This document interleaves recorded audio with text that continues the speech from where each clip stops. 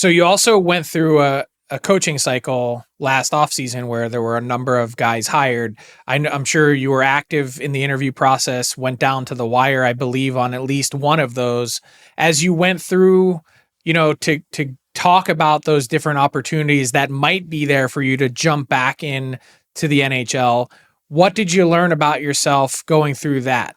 Yeah, great question. For me, one of the things that I've learned through that process was how you really have to zone in or distill what your philosophies are, be able to articulate what's most important to you, really identify those core beliefs that you have, and you have to get those across in the interview process. I really never had to do that before, so it was a great learning experience. I talked seriously with two teams, made it to the wire with both of those teams. Disappointing that it didn't work out, but I'm a firm believer that things work out the way they're supposed to work out. And I can tell you that in going through this process, for me, one of the things that I've had to do is live the advice that I give to players as their coach.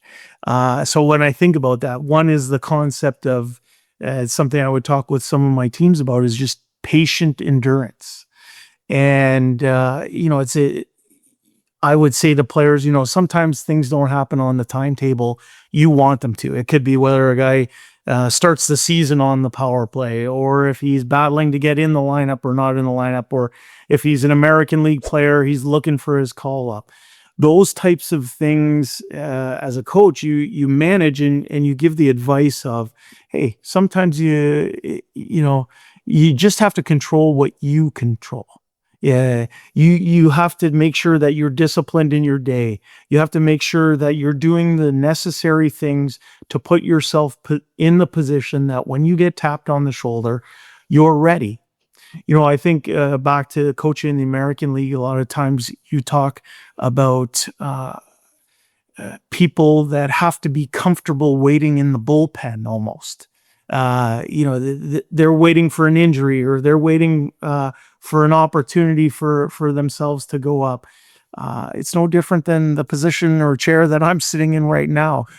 I have to make sure that I'm taking care of my day. I'm comfortable in the bullpen of waiting, and I'm waiting with expectancy. I know that. I realize that. I know what my record as a head coach has been, and what my 20-year career in the game it says, but I'm waiting with expectancy. I'm looking to find the right organization, the right fit, the right partners, and I'm looking for alignment in that organization when I do take my next position.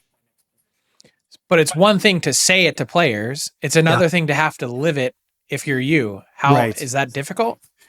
Well, as I said, I've tried to use my time wisely. I'm a positive person.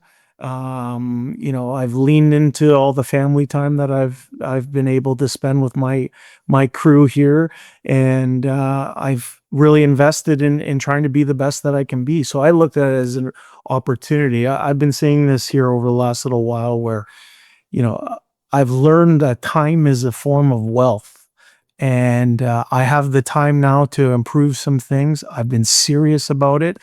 One other lesson that you talk to players about all the time is perseverance, about sticking to things until you're finally rewarded. It's no different than me in this situation that I'm in right now. As I said, I have a firm belief in what I can bring to an organization. I have a firm belief in the way the game should be played. I have a proven track record, but most importantly, I'm looking to work with great people that are aligned with one goal in mind.